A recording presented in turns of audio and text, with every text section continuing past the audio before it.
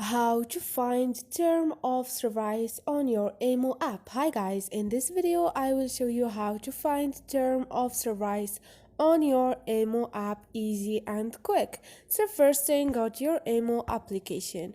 Once you are here, click on your profile icon, and now all you need to do is click on settings, and you're gonna find the last option, which is about. And here you have the last option again, which is term of service. Click on it.